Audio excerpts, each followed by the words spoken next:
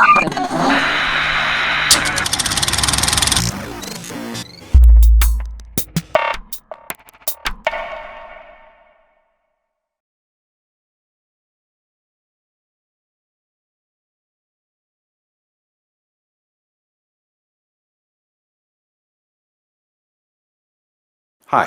my name is Lars Wienicke. I'm an engineer and the head of the digital research infrastructure at the Luxembourg Center for Contemporary and Digital History. As this clip is about source criticism, I would like to give you a short glimpse of what you encounter when you apply this principle to the online representation of Boder's work.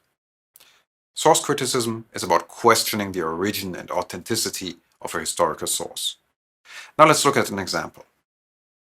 Here I have an LP of a classic album from Lou Reed. We can look at its artifactual qualities. What form does it have? The LP is round, the cover is square. What is it made of? The LP is made of vinyl, the cover is made of cardboard. But we can also look at its informational qualities, what it says about a particular topic. The lyrics are inspired by underground subcultures of the early 70s in Berlin. When considering the website with Boder's interviews as a historical source, the information value is obvious. It conveys experiences of people who endured and survived Nazi concentration camps. But what about the materiality of the website? Clearly, every piece of text and all audio on the website consists of digits, as does the website itself. But if you're really serious about source criticism, stating that everything is made out of digits does not suffice. As an explanation, we are left with a lot of questions. How do all these digits relate to the original recording on steel wire? What has changed or what has been left out in the transformation from analog source to digital?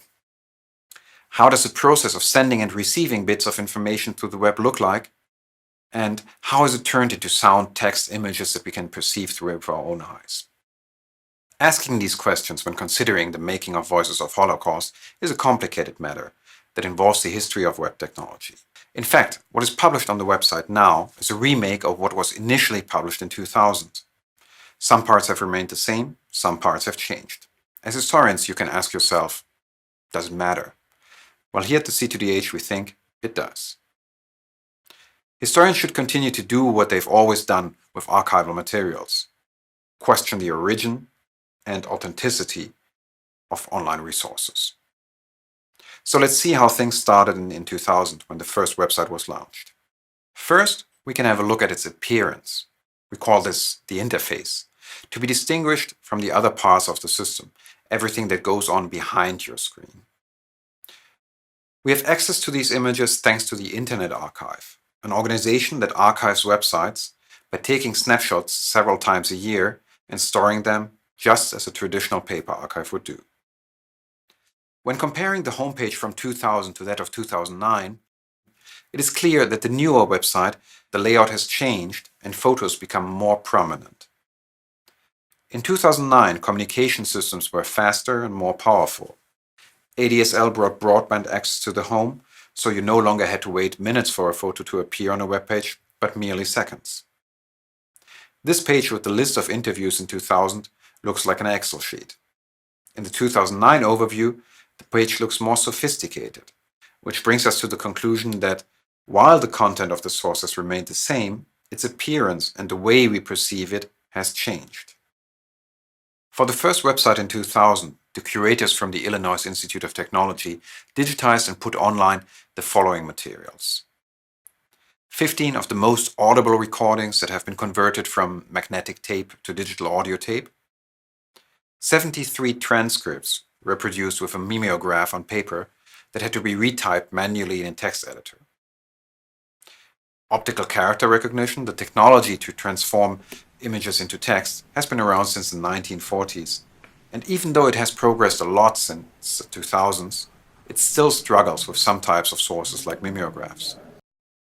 Now, I want to give you an idea of what goes on behind the screen. The technology that was used in 2000 to create these web pages was ASP, or Active Server Pages, a scripting language developed by Microsoft to instruct the server how to dynamically create web pages. A book can be compared to a sound recording. The sound is there and the printed letters are there, but we only need our eyes to read, whereas we need a device and electricity to listen to a recording. We can say the same about web pages. They are either static in the sense that the content is already defined, or they are dynamic, meaning that the content is generated on the fly. Think of this. You go to the baker and ask him for a cake. If it's a static page, he would grab the cake and give it to you. If it's a dynamic page, he would look up the recipe, get the ingredients, prepare the cake, and then give it to you.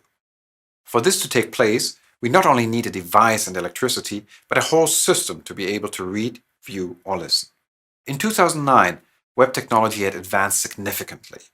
The plug-in Flash player had been introduced, allowing to embed sound and moving images into websites. This enriched the capacity of the web, motivating users to digitize audiovisual data and to publish it online. For the collection of Boder, this meant that audio and text could be read and listened to simultaneously.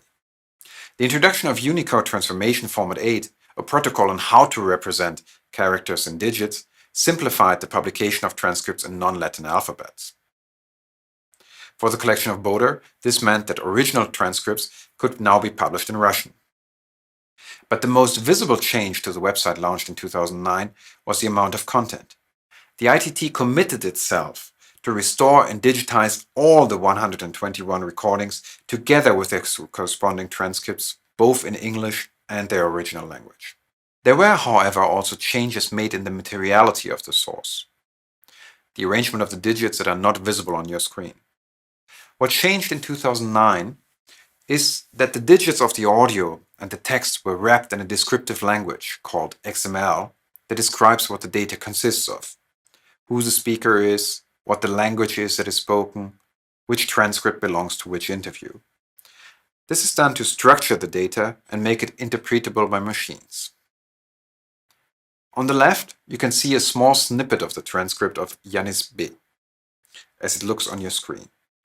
On the right, you see how each line has specific codes that structure the document according to a certain scheme. But besides labeling what the data is, you also need software to send, receive, store, and display web content.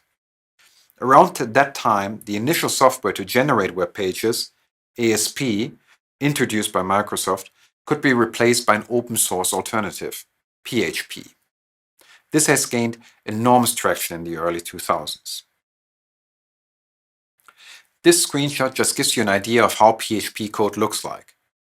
This is a programming language that defines what should be done. You can think of it as the recipe to assemble the page. The ingredients are stored in a different computer language, XML, which is a descriptive language that describes the structure of the document. If you're wondering why I'm showing you pages of code that might look strange to people who are not familiar with computer languages, then think of how important it is when applying source criticism to a book to know which edition it is. While the text of the book has remained the same, the printing technique of the book may have changed. We don't expect a historian interested in Shakespeare's drama to be able to handle a printing technology from the 16th century, but we do want him or her to be conscious of the fact that a change in technology might affect the appearance and interpretation of a historical source. In a way, the best metaphor to explain the materiality of Boder's online presentation is that of a layered cake. Each layer has a specific function. There's the content as it is displayed on the screen, the text, the audio, and the images, which are ultimately digits. Then there is a layer that indicates the structure of the data. And then there are layers of software to interact, which means translating, sending, receiving, displaying, and storing web content. Well, I have discussed a couple of aspects that I deem important for applying source criticism to online resources. The question of whether a website contains authentic historical sources is a complicated one, and I leave that one up to you. If this is all too overwhelming for you, forget about the names and the appearance of the software. But remember the layered cake. The ingredients change over time while the appearance remains the same.